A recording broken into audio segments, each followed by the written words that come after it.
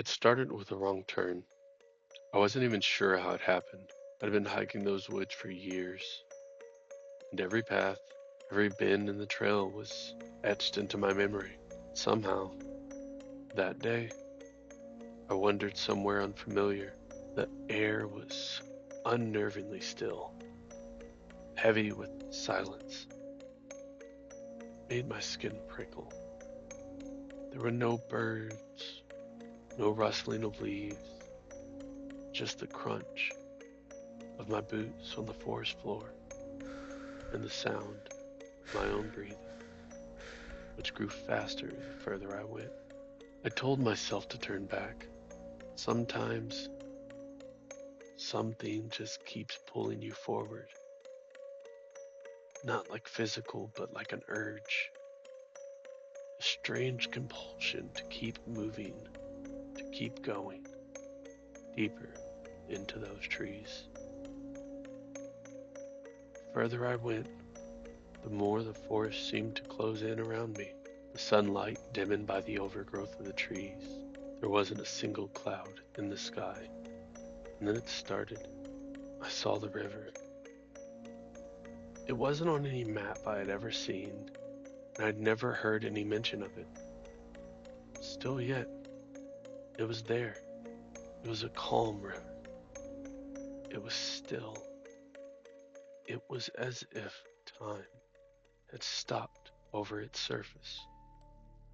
No ripples, no movement, just the perfect glass-like mirror stretched across the forest floor.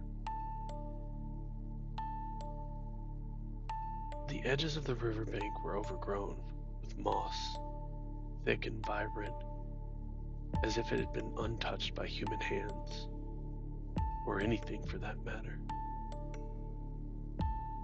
I should have left then. I should have just turned around, found the trail, and went back, but I was drawn in.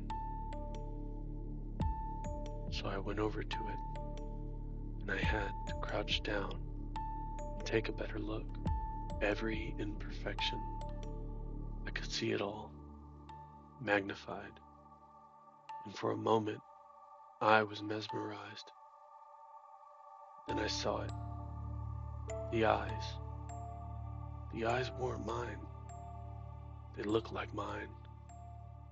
But there was something wrong, something off, ancient, like looking at the night sky and there were too many stars.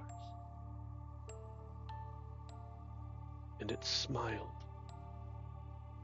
subtle at first, almost imperceptible, but then clear. My heart stuttered. I wasn't smiling. Why was my reflection? The corners of the mouth curled up, slowly, like it was savoring the moment of a private joke. I stumbled back and nearly fell. I could feel my heartbeat hammering in my ears.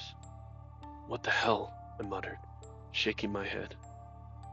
But when I looked back, the reflection, it was still there, staying perfectly still as I moved.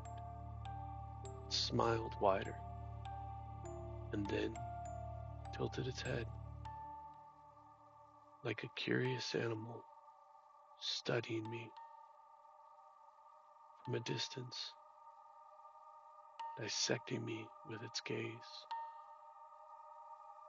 I took another step back, my foot catching a root. I felt the ground shift beneath me, and I swore I heard a whisper.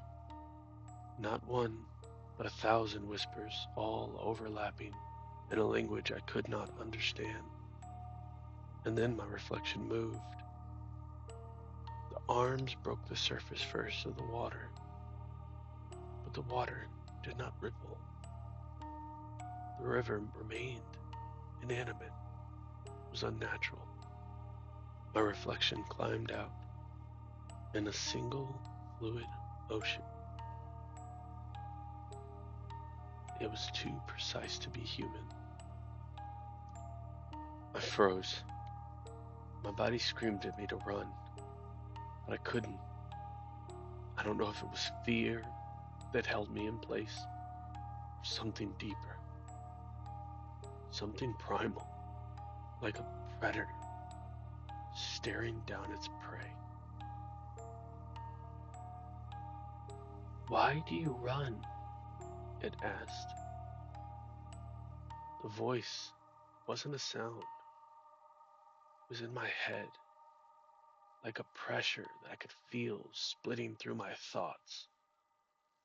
Static whispers overlapping and folding in on themselves until it formed words. I couldn't speak. My throat felt like it had closed, my breath coming to a shallow gasp. And then it took a step towards me.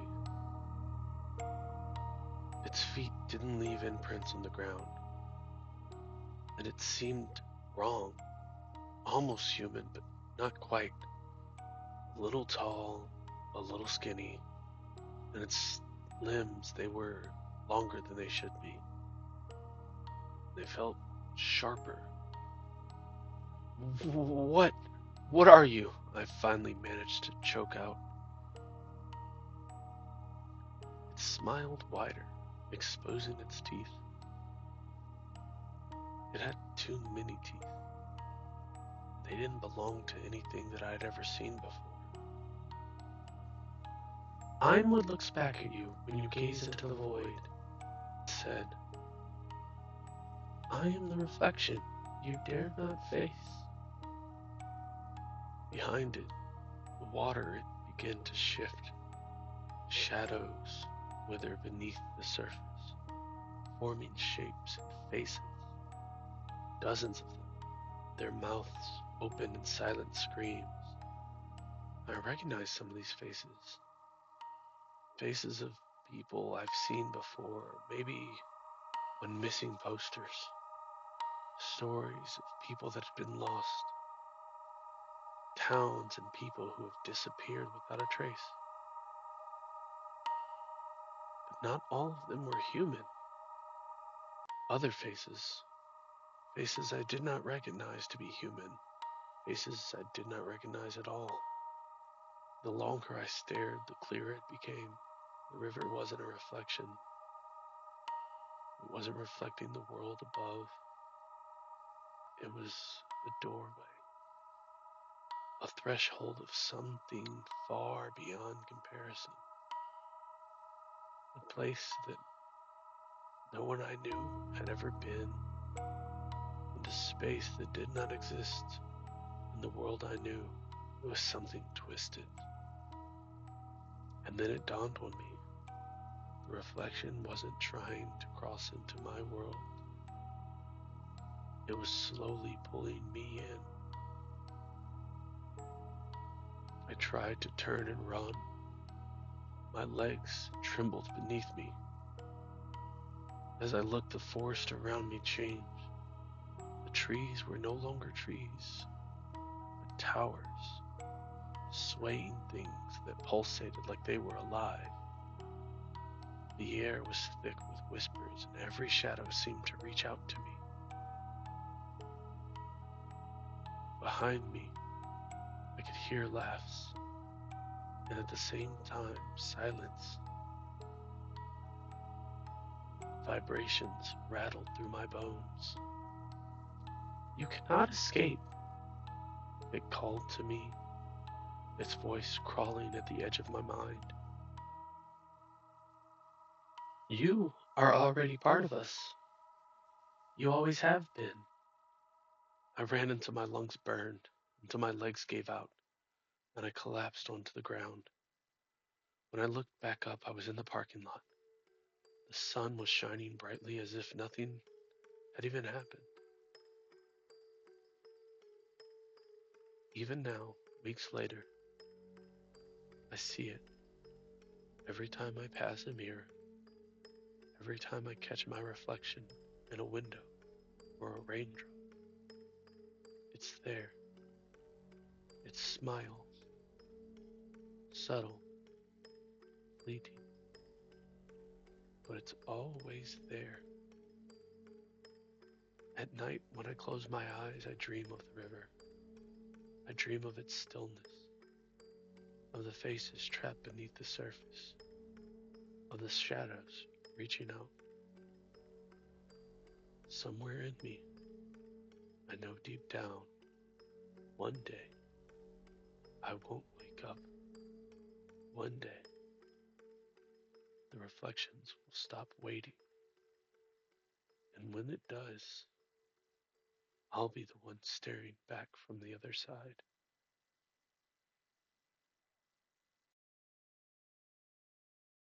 Thank you for taking the time to listen to my short story, Reflections.